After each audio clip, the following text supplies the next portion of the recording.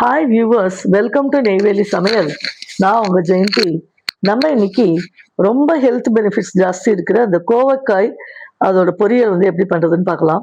நல்ல கோவக்காய் வந்து நம்ம வாஷ் பண்ணி வச்சிருக்கோம்.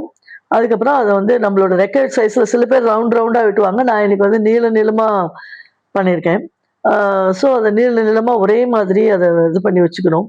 அதுக்கப்புறம் அதுக்கு பைண்டிங்க்கு வந்து ஒரு பவுல்ல தனியா பண்ணினா நல்ல கோட் ஆகும். அதனால மஞ்சள் பொடி ஒரு table spoon and chilli powder 1.5 table spoon கிட்டத்தட்ட.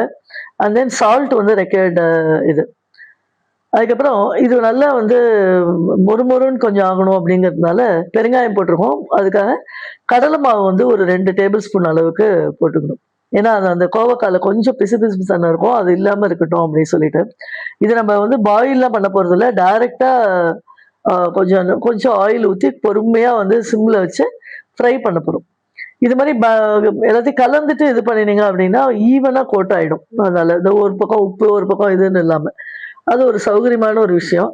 அதனால இது மாதிரி பண்றோம். ஸோ இதை வந்து இந்த நறுக்கி வச்ச கோவக்கால நல்லா கலந்துட்டு ஒரு 10 மினிட்ஸ் அப்படியே ரெஸ்ட் விட்டுருவோம். அப்போ நல்லா அது கொஞ்சம் நல்லா அப்சர்வ் ஆகட்டும்னு சொல்லிட்டு நல்லா மிக்ஸ் பண்ணிட்டு ஒரு 10 மினிட்ஸ் மூடி போட்டு கொஞ்சம் நேரம் வச்சிடணும் வெறும்னியே.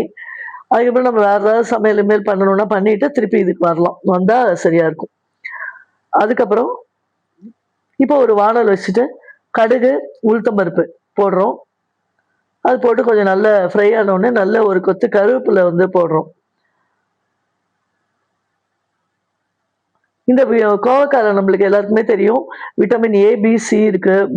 பிளட் சுகரை வந்து கண்ட்ரோல் பண்ணும், கொலஸ்ட்ரால், வெயிட் லாஸ்க்கு எல்லாத்துக்குமே வந்து அவ்வளவு ஹெல்த் பெனிஃபிட்ஸ் இதுல இருக்கு. ஸோ இதை நம்ம அலட்சியமா நினைக்காம எப்பப்போ இது நமக்கு கிடைக்குதோ அதெல்லாம் வாங்கி குழந்தைகளுக்கும் சாப்பிட்றதுக்கு பழக்கணும்.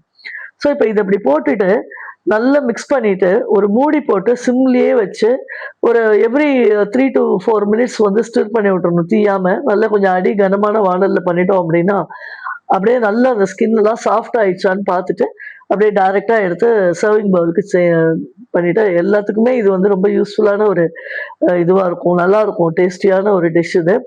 ட்ரை பண்ணி பாருங்க. நல்ல மொறுமொறுன்னு அந்த கோவக்காய் பொரியல் வந்து ரெடி. ஷேர் அண்ட் சப்ஸ்கிரைப் பண்ணுங்க. தேங்க்யூ.